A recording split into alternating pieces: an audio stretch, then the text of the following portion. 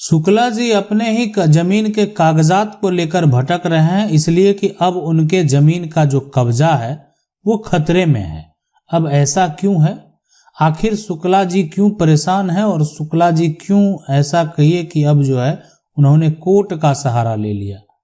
शुक्ला जी के पास एक जमीन का दस्तावेज है और वो दस्तावेज के आधार पर शुक्ला जी का कब्जा भी बरकरार था। शुक्ला जी इस जमीन पर खेती करते थे और आसपास में आप समझ सकते हैं जो है एक तरह से वो रहते भी थे। लेकिन आज इनकी जमीन जो है खतरे में है और ये खतरा इनको महसूस कब हुआ? देखें, ये इन्होंने इस जमीन को बहुत साल पहले खरीदा था। खरीदने के बाद इनको जो है जमीन का कब्जा तो प्राप्त हो गया और जमीन पर ये उपयोग करना शुरू कर दिए। यानी आप कह सकते हैं शुक्ला जी के द्वारा जमीन की सबसे पहले रजिस्ट्री कराई गई, शुक्ला जी के द्वारा जो है जमीन का फिर कब्जा प्राप्त किया गया और वर्तमान में ये दोनों शुक्ला जी के पास है। लेकिन शुक्ला जी के पास एक दस्तावेज नहीं है जो कि बेहद महत्वपूर्ण है। वो है यानी जमीन रजिस्ट्री के बाद उन्होंने रजिस्ट्री तो करा लिया लेकिन जमीन का दाखिल खारिज नहीं करवाया। अब इस बात का फायदा कौन कौन उठाने लगा उसको आप जरूर समझ लें। यानी दाखिल खारिज नहीं कराने से क्या क्या हुआ शुक्ला जी के साथ, ये बेहद महत्वपूर्ण बातें हैं। ये जो जमीन है यह एक खतियानी जमीन है और इस खतियान में 8 लोगों का नाम है। 8 लोग में अभी जो वर्तमान में अगर देखा जाए तो लगभग जो है अगर बात करें तो 17 हिस्सेदार हो गए हैं। 17 हिस्सेदार होने का मतलब है कि ये 8 लोगों के वंशज हैं जो कि इस जमीन के हिस्सेदार हैं।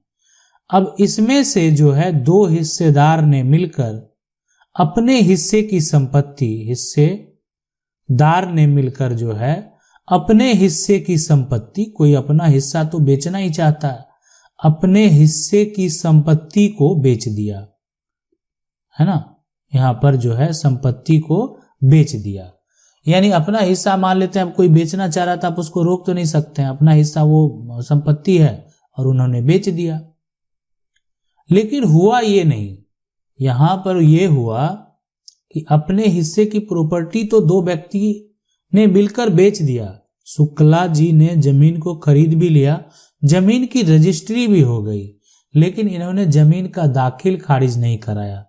अगर इन्होंने जमीन का दाखिल खारिज कराया होता तो इन पर जो 17 हिस्सेदार का नाम दर्ज है ना, इस पर जो 8 जो लोगों का नाम दर्ज है जो कि जिनके नाम से खतियान है, उनके नाम से जमीन का म्यूटेशन वर्तमान में ना चल रहा होता। कहने का मतलब है अभी भी अगर इस जमीन का एक इंफॉर्मेशन आप निकालने जाएंगे राजस्व के कार्यालय में इसलिए जाते हैं कि आप जो जमीन के मालिक हैं उस जमीन का आप राजस्व सरकार को देते हैं। अगर आप सरकार को टैक्स नहीं देंगे यानी सरकार को राजस्व देना यानी आपका जो है वो कार्य है कि आपको क्या करना है कि सरकार को राजस्व देना, और राजस्व उन सभी लोगों को देना है जिनके पास अपनी जमीन है, जिनके पास अपना मकान है, वो सभी लोग जमीन का राजस्व देते हैं। लेकिन ये राजस्व देने के लिए आपको जो है जो अगर मान लेते हैं आपकी जमीन की रजिस्ट्री है, यानी आपके पास क्या हो सकता है कि जमीन की या तो रजिस्ट्री है या जमीन का आपके पास खतियान है या जमीन का आपके पास जो है कोई वसीयत है, जमीन का आपके पास कोई अगर यहां पर गिफ्ट डीड है।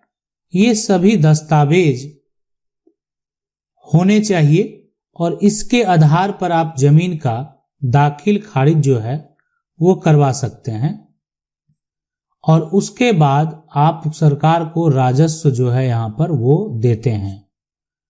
तो ये राजस्व जो है ये तभी दे पाएंगे जब आपका जमीन का दाखिल खारिज हो जाएगा। शुक्ला जी ने ऐसा नहीं कराया। शुक्ला जी ने जमीन की रजिस्ट्री कराई, इनकी ये जो आप देख रहे हैं रजिस्ट्री हुई, और इनका दाखिल खारिज का जो ये प्रक्रिया आप देख रहे हैं ये नहीं हुआ, जो कि रजिस्ट्री के बाद होने चाहिए था। यानी जो रजिस्ट्री का बाद का प्रक्रिया है वो दाखिल खारिज का ये होना था, जो कि नहीं हुआ।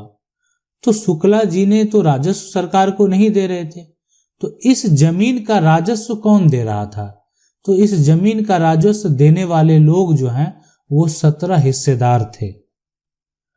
अब शुक्ला जी के साथ ऐसा क्या हुआ जो इनको कोर्ट जाना पड़ गया? ये सबसे महत्वपूर्ण बात है।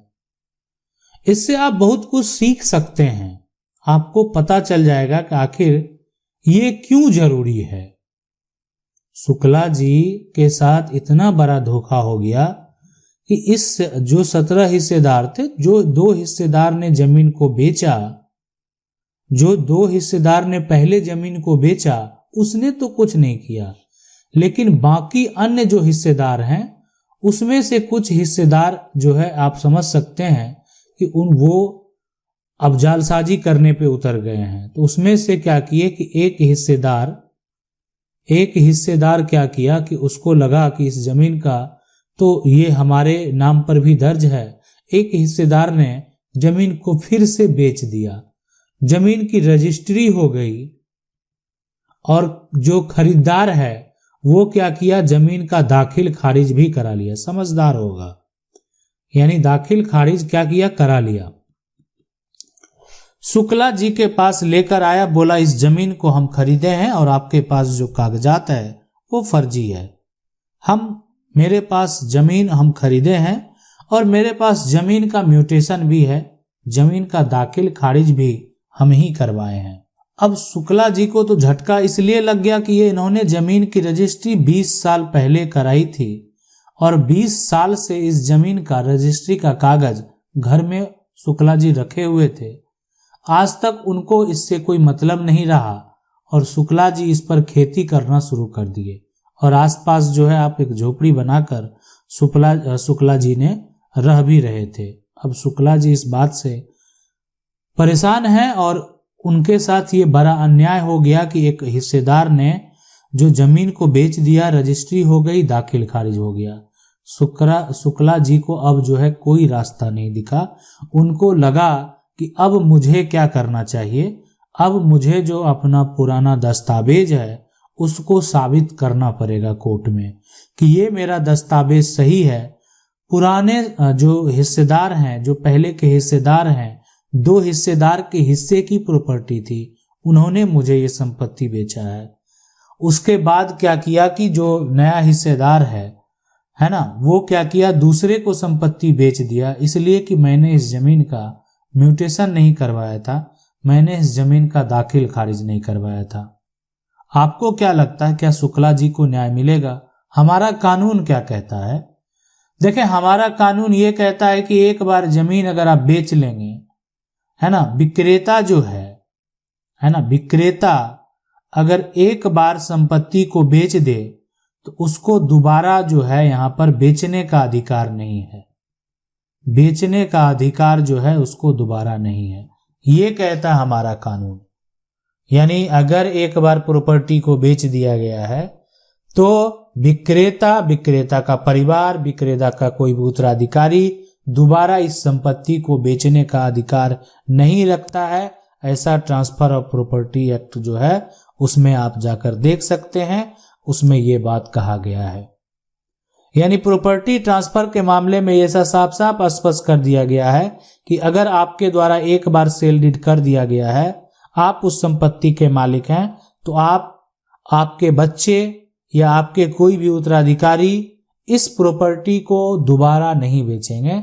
ऐसा अगर आप करेंगे तो इसका मतलब है कि आपने धोखा किया, आपने जालसाजी किया, आपने जो है एक तरह से यहाँ पर फ्रॉड करने का काम किया। तो अगर आपने ऐसा किया है तो आपके ऊपर कार्रवाई की जा सकती है और ऐसा करने पर अगर यहाँ पर देखें कि अगर मान लेते हैं आप पर मुकदमा दर्ज किया जाएगा तो आपको सजा भी हो सकता है और साथ में आर्थिक जुर्माना भी लगाया जा सकता है। तो इसलिए ऐसा करने से पहले आपको सोचना चाहिए और इतनी बड़ी गलती जो है नहीं करनी चाहिए। अब यहाँ पर देखना है कि शुक्ला जी को न्याय मिलता है या नहीं मिलता है, लेकिन मैं आपको बता दूं शुक्ला जी को न्याय मिलना तय है और शुक्ला जी को न्याय मिलेगा। आप समझ गए होंगे कि आखिर क्या होता है, क्या सिचुएशन होता है, कैसे खेल ये खेला जाता है और इसमें गलती किसकी होती है।